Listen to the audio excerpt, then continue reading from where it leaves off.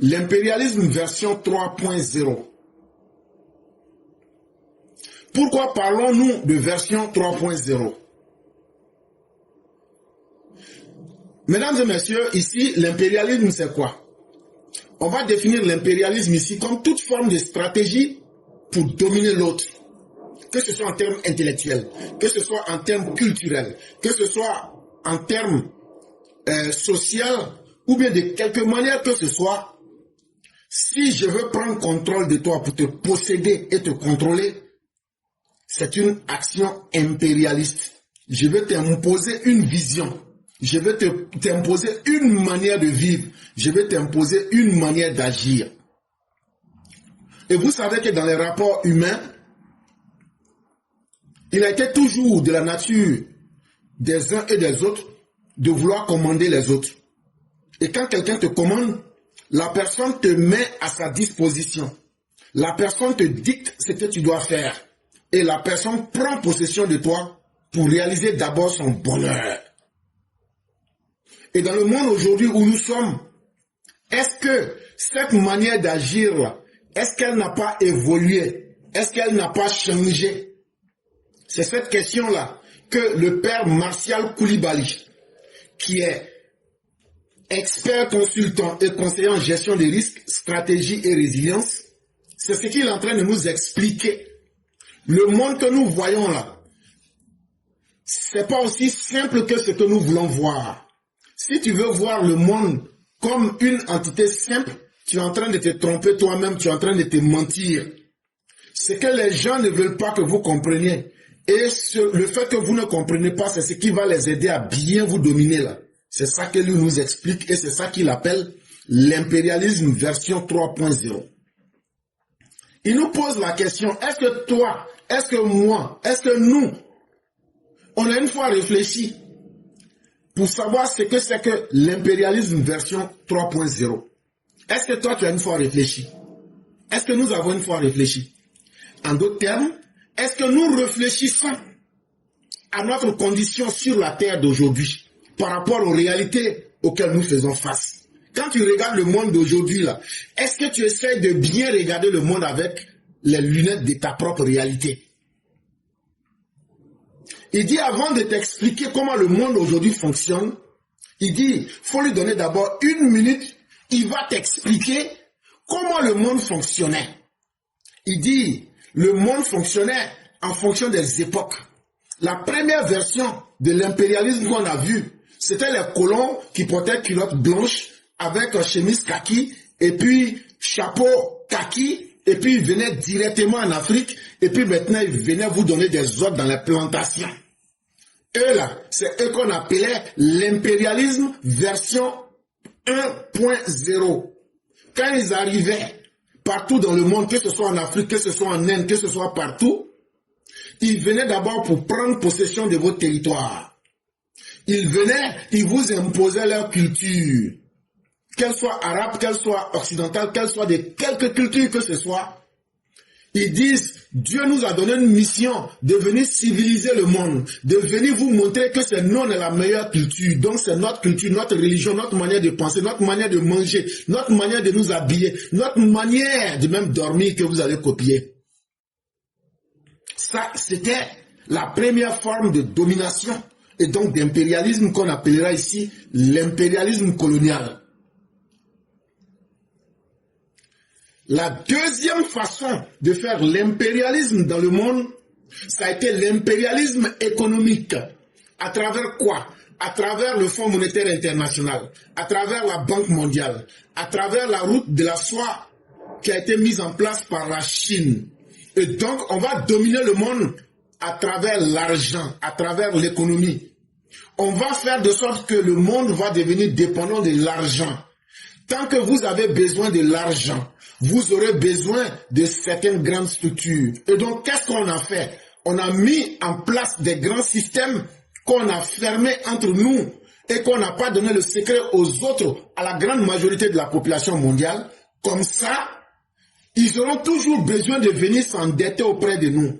Quand ils vont venir prendre du crédit, une fois que vous prenez le crédit, vous êtes endetté. Et si vous êtes endetté, ça veut dire qu'on peut vous dicter ce que vous devriez faire.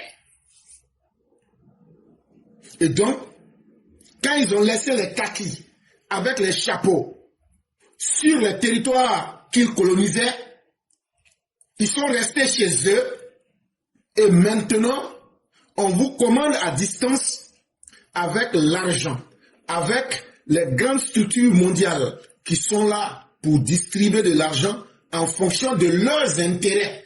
Même quand on te donne crédit, le crédit qu'on te donne là, on ne te le donne pas en fonction de toi, tes besoins. On te donne en fonction des intérêts de celui qui veut te commander. Mais bien avant que tu aies besoin de l'argent, il faut savoir que ce qui fait que tu as besoin de l'argent là, c'est eux encore qui créent ce besoin. C'est eux encore qui créent ce besoin. Pourquoi ici je ne veux pas indexer les Occidentaux ou bien les Chinois ou bien peut-être qui que vous voudriez? C'est parce que dans ce monde d'aujourd'hui là, presque tout le monde travaille avec tout le monde. Et donc ce sont des systèmes à l'intérieur de ce monde. C'est pas seulement les Africains, c'est pas seulement les Américains, c'est pas seulement les Européens, c'est pas seulement les Russes, c'est pas seulement les Indiens, c'est pas seulement ce que tu penses. Même toi-même, tes propres parents travaillent avec eux. La majorité de nos présidents africains travaillent dans le système de l'impérialisme économique. Ils sont des agents du système. Ils sont des représentants du système. Et ça, c'est dans tous les pays du monde. Et donc, vouloir blâmer les Occidentaux ou même une partie du monde pour se victimiser, est-ce que c'est ça la solution? Jamais. Parce que toute personne qui se victimise, personne ne veut copier cet exemple-là, donc ne fait pitié à personne. Et maintenant qu'on t'a bien expliqué comment le monde fonctionnait, on va t'expliquer maintenant comment toi et puis moi aujourd'hui, moi que vous entendez là, comment les gens font pour faire de l'impérialisme sur nous et pour nous dominer. C'est ce qu'on appelle l'impérialisme version 3.0. Et comment se passe cet impérialisme? Ça se passe à travers Internet. Ça se passe à travers ta tête. On cherche à contrôler ta tête. On crée des choses sur Internet. On crée des choses à la télévision. On crée des choses dans les journaux. On crée des choses dans ton esprit qui vont t'occuper. Et si tu es occupé, tu ne vas pas t'intéresser à toi-même, ta propre vie. On crée des choses comme le sport. On crée des choses comme la musique pour que tu puisses être imbibé dans quelque chose. On crée des fausses stars. On crée des buzz. On crée des situations pour contrôler ton esprit. Ton esprit, c'est quoi? Je vais expliquer ça simplement. Ton esprit, quand tu es un être humain, on va expliquer ça de façon très simple. Sinon, on aurait pu aller dans les 7 corps ou les 7 états de conscience. Mais on va faciliter ça. On va prendre l'homme comme esprit, corps et âme. Je vous ai déjà expliqué un peu l'âme. Je vous ai expliqué le corps. Le corps, là, c'est ce que tout le monde voit. Mais l'esprit, là, c'est ce qui te permet de savoir que tu existes. Comme dirait l'autre, le ergo sum. Ça veut dire, je sais que j'existe. Quand tu sais que tu existes, ça veut dire que tu as un esprit qui est sain. Mais quand tu existes, mais que tu es fou, ça veut dire que ton esprit a été corrompu. Tu n'es pas pleinement conscient de la réalité. Mais quand tu es pleinement conscient de la réalité, que moi qui vous parle, je suis un être qui existe, je suis une réalité, c'est ton esprit qui te permet cela. C'est ton esprit qui te permet de savoir faire la différence entre le bien et le mal. Quand tu dors, ton esprit n'est pas en activité. C'est seulement ton corps et ton âme qui sont en activité, puisque tu n'es pas conscient. Donc ici, on va prendre l'esprit comme la capacité d'être conscient de la réalité. Et pour être conscient de la réalité, imaginez un homme, cette possibilité que tu as. Les gens viennent pénétrer cette réalité-là et les gens t'imposent ce que eux ils veulent, mais en te donnant l'impression que c'est ce que toi tu aimes. C'est aujourd'hui ce que les gens sont en train de nous imposer à travers l'impérialisme numérique et mental. Pour savoir comment ça se passe, Est-ce que toi-même aujourd'hui, pour rechercher une information là, est-ce que tu fais des recherches pour toi-même? Non, tu dis simplement taper sur Google. Tu dis taper dans le Apple Play. Tu dis aller sur Facebook. Tu dis aller sur Microsoft. Tu dis aller voir les GAFAM. Tu dis aller voir l'intelligence artificielle. Tu dis aller voir TikTok. Tu dis va voir les vidéos de surveillance. Mais ce que tu oublies, c'est que toi-même, la capacité qui te permet d'être conscient, qui devrait expérimenter la réalité, tu es en train de sous-traiter ta capacité mentale en laissant les autres te dicter ce qu'eux ils ont fait et recherché. Ce qui fait que l'éclaireur ne réfléchit plus beaucoup. Quand tu lui poses une question, il dit tapons Google. C'est bien de taper Google, c'est bien d'apprendre avec les autres, mais c'est encore mieux si toi-même tu expérimentes les faits. Ça s'appelle du pragmatisme et ça s'appelle l'empirisme. Connaître les choses par leur réalité véritable. Connaître les choses dans leur aspect intelligible. Est-ce que toi-même tu es capable de penser par toi-même sans utiliser Google, Facebook, Microsoft, TikTok, intelligence artificielle, et etc. Si aujourd'hui tu n'es pas capable de faire cela, ça veut dire que tu es un individu sous emprise de l'impérialisme numérique et mental. Aujourd'hui, on a créé tout un système de distraction pour polluer ton esprit. Tu es souvent dans le sport, tu es souvent dans peut-être la musique, mais tu ne prends pas le temps de te concentrer sur toi-même. Tu ne prends pas le temps de réfléchir sur toi-même. Tu ne prends pas le temps de réfléchir sur ta condition. Tu ne prends pas le temps de réfléchir sur ton avenir. Voilà ce qu'on appelle la colonisation numérique et mentale. Ils n'ont plus besoin de chaînes. Et c'est allé tellement plus loin qu'ils n'ont même plus besoin de télévision. Ils t'ont fabriqué les téléphones portables. Ils t'ont fabriqué les téléphones portables pour te rendre encore plus paresseux. Tu n'as même plus besoin de toucher des boutons. Aujourd'hui, tu peux juste parler avec ton appareil. Et qu'est-ce que cela a fait dans ton esprit? Ça t'a rendu dépendant. Ça t'a rendu accro. C'est comme si tu prenais de la drogue et si tu n'en prends pas, tu ne te sens pas à l'aise. Qui parmi nous aujourd'hui peut faire une journée sans aller sur Facebook? Peut faire une journée sans aller sur TikTok? Peut faire une journée sans visiter les GAFAM? Peut faire une journée en se disant, je prends aujourd'hui pour penser rien qu'à moi-même et à ma condition. Donc si hier on vous prenait vos terres, aujourd'hui ce sont vos esprits que nous prenons. Ça vous choque, mais c'est ça la réalité de ce monde. Et tant que tu ne seras pas capable d'ouvrir tes yeux, ça veut dire encore que tu es dans l'enfance de l'esprit humain. Tu n'as même pas encore fait ta première métamorphose de ton esprit, comme nous disait Friedrich Nietzsche. Tu es encore dans l'esprit chameau. Parce que des étapes de la transformation de l'esprit humain, il va falloir que tu passes de l'état chameau pour venir à l'état lion avant de venir à ta véritable nature. Est-ce que toi, tu ne veux pas progresser? Est-ce que tu veux laisser les algorithmes prendre le dessus sur ta vie? Quand tu as vu des gens qui ont pris leur vie et qui ont collé leur vie sur Internet, qui aujourd'hui manipulent le monde quand on leur coupe leur Internet, c'est toute leur vie qui est mise en miettes et ils sont perdus. On ne va plus vous imposer des drapeaux. On ne va plus voler directement vos diamants. On ne va plus aller salir nos mains pour extraire vos pétroles. Aujourd'hui, ce qu'on va faire, on va extraire vos données, vos informations. Aujourd'hui, à travers les métadonnées, je sais comment Fatou Ekman pense. Je sais ce qu'elle mange. Je peux même prévoir qu'elle va voyager à partir du moment où elle tape des questions ou bien par l'historique.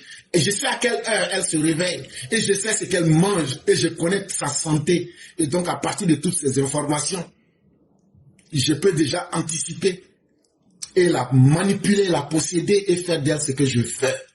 Voilà le monde dans lequel nous sommes aujourd'hui. Avant, on prenait la Bible et le Coran pour vous parler de mission, de civilisation. Mais on parlait de la mission salvatrice, que je vais appeler ici mission civilisatrice. On vous promettait le salut. Mais on ne va plus utiliser ces mots, c'est déjà vieux. Ce qu'on va utiliser aujourd'hui, on va rendre ça un peu beau pour que ça puisse passer. On va parler de partenariat stratégique entre la Côte d'Ivoire et l'Angleterre. Partenariat stratégique entre l'Afrique et la Russie. Partenariat stratégique entre l'Afrique et la Chine. Partenariat stratégique entre l'Afrique, c'est un exemple que je prends, et telle partie du monde. En réalité, c'est la même chose. En fonction de l'évolution des esprits, on change simplement les noms et les méthodes. On ne vous parlera plus de l'impérialisme français, on ne vous parlera plus de l'impérialisme anglais, on ne vous parlera plus de l'impérialisme portugais, on vous parlera maintenant de l'impérialisme mental. Et ça, on n'est même plus obligé de se déplacer pour quitter les Amériques ou la Chine. On le fait directement à partir de ces appareils que chacun de nous a en main. Est-ce que s'asseoir dans son pays pour se dire je suis victime est suffisante comme raison? Je ne crois pas. Pendant que nous les Africains, nous sommes en train de danser sur TikTok, les Chinois sont en train de collecter nos informations. Pendant que nous sommes en train de débattre de l'avenir de nos nations sur TikTok, les Chinois mettent de l'intelligence artificielle pour étudier nos pays à travers la manière que nous pensons, à travers les débats que nous faisons sur TikTok. Est-ce que vous le savez en ce moment? Je me réexplique. On fait un débat sur TikTok. Ça n'a rien à voir avec les Chinois. Mais comme la machine TikTok, c'est pour les Chinois, et que les Chinois se disent, nous ne pouvons pas penser et connaître les Ivoiriens mieux que les Ivoiriens, on va créer une machine, on va leur donner ça gratuitement, eux-mêmes ils vont réfléchir, en fonction de leur manière de réfléchir, on va mettre les intelligences artificielles pour essayer de voir la réalité, de comprendre très bien à travers eux-mêmes, les maîtriser correctement dans leur esprit et pouvoir les utiliser contre eux-mêmes. Et pour cela, à travers ce que vous faites et ce que vous dites, on écrit les codes qui vont diriger vos vies et nos vies.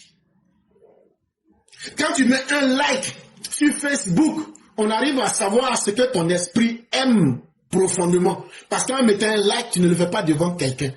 Ce que tu fais comme enlever ton pantalon et ta culotte pour coucher avec ta femme là, c'est la même chose qu'un like représente. Parce que quand tu mets un like sur une vidéo et qu'il n'y a personne autour de toi, c'est ce que tu es réellement. Et tu pensais que tu étais caché. Mais en mettant ce like, ça donne toutes les informations les plus intimes sur ta personne. Et ces informations sont collectées et elles sont analysées. Et ne me demande pas pourquoi ceux qui font cela le font. C'est parce que plus ils vont te connaître, plus ils vont savoir ce que tu es, ils te contrôlent et ils vont t'utiliser comme des pantins.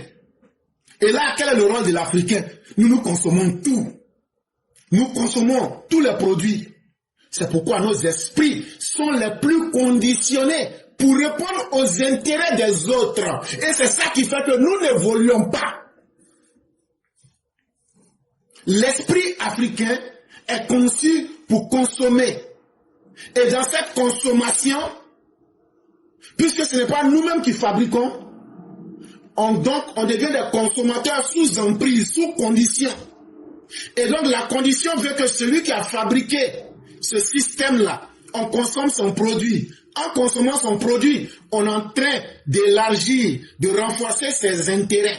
Et si tu renforces les intérêts de quelqu'un d'autre, ça veut dire que toi-même tu es en train de lutter contre tes intérêts. Et si tu luttes contre tes intérêts et que tu es en train de rendre les autres riches, les autres forts, tu seras toujours un peuple dernier et maudit. Voilà le monde dans lequel nous vivons. Et c'est notre responsabilité de vous expliquer cela clairement comme on est en train de le faire. Et c'est pourquoi je salue ici le père Martial Koulibaly. Parce que n'est pas intellectuel qui le veut, mais est intellectuel qui sait ouvrir les yeux des autres. Et c'est pourquoi j'ai préféré ce texte. Hier, quand j'ai vu ce texte, j'ai eu à écrire, j'ai dit, c'est toi qui as écrit le texte là? Il m'a dit oui, je n'ai rien dit. J'ai dit, je sais ce que je vais faire. La vraie indépendance, contrairement à ce qu'on veut faire croire à Ouagadougou, ou même au Burkina Faso, ou même en Côte d'Ivoire, ou même partout, c'est pas d'avoir un drapeau. Ce modèle est dépassé. C'est pas de tenir des slogans souverainistes ou néo-panafricanistes. C'est pas le panafricanisme fabriqué purement aux États-Unis ici et représenté aujourd'hui par la racaille africaine qui va sauver l'Afrique. La vraie indépendance aujourd'hui réside dans la maîtrise du savoir. Quel savoir nous, Africains, avons-nous aujourd'hui pour nous imposer quelque part dans le monde? Quelle technologie avons-nous? Et dans quel imaginaire collectif vivons-nous? Est-ce qu'on vit dans notre propre monde mental? Est-ce qu'on vit avec nos propres codes? Est-ce qu'on vit avec nos propres réalités? Si tu arrives à répondre à cette question, tu vas connaître ta vraie place dans ce monde. Et tu sauras si tu vaux quelque chose dans ce monde ou si tu ne vaux rien dans ce monde. Et donc, pour vous dire la vérité, aussi choquante qu'elle puisse l'être, chers Africains, si nous pensons que nous voulons être libres, il va falloir que nous possédions nos propres plateformes africaines. Il va falloir que nous encouragions ceux qui travaillent. Il va falloir que nous encourageons ceux qui réfléchissent. Il va falloir que nous encourageons ceux qui nous aident à fabriquer nos propres modèles mentaux. Il va falloir que nous encourageons ceux qui vous encouragent à être capables de réfléchir par vous-même.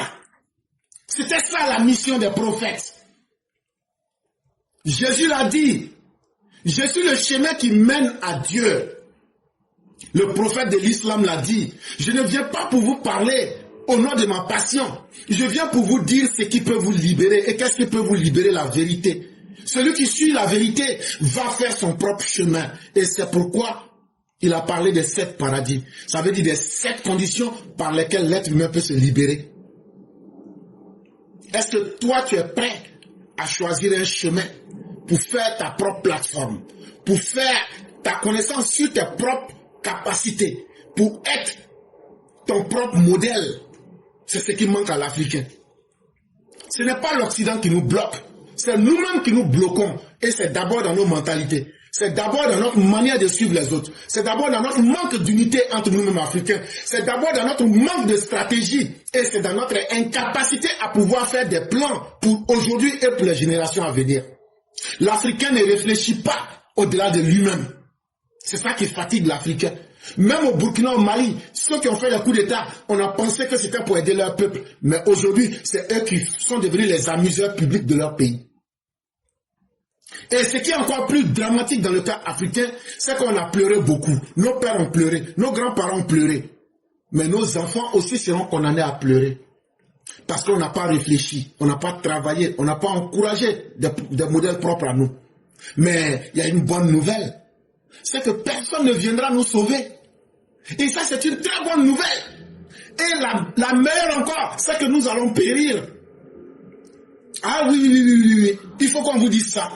Ce qui est intéressant, c'est qu'à force de vouloir nous plaindre, à force de vouloir pleurnicher sur nos sorts, en pensant que quelqu'un va venir nous aider, ni Dieu ne viendra nous aider, ni personne ne viendra nous aider. C'est un choix volontaire que nous avons fait d'être des misérables, d'être des gens que tout le monde peut utiliser et de ne pas comprendre que Dieu ne se trompe pas en créant un être humain et que cet être humain a le devoir de créer sa propre condition, a le devoir de réfléchir sur sa propre vie et a le devoir de questionner qu'est-ce que lui devient parmi les autres dans ce monde.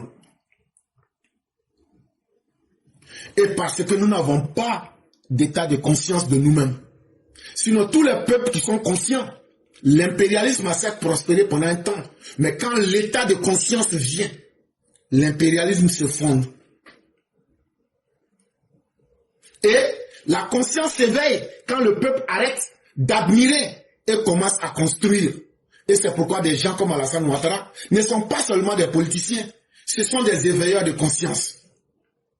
Ce sont des gens qui viennent pour nous ouvrir la porte de la vérité.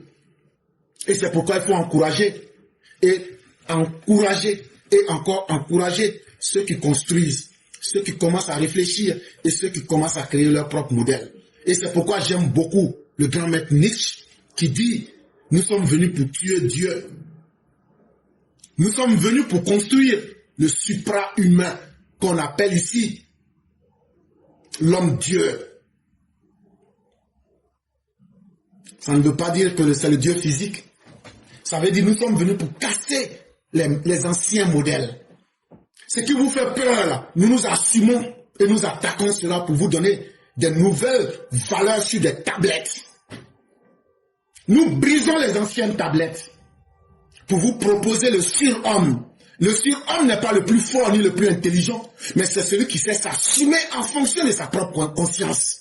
Il dit, voilà ce qui est bon pour moi, voilà ce dont je suis conscient, voilà ce que je mérite, et c'est ça ma réalité. C'est ça le surhomme. Et que chacun soit son propre surhomme. Et que, chers Africains, nous apprenions à cesser d'être des pleurnichards pour devenir nos propres surhommes, en prenant pleinement notre destin en main.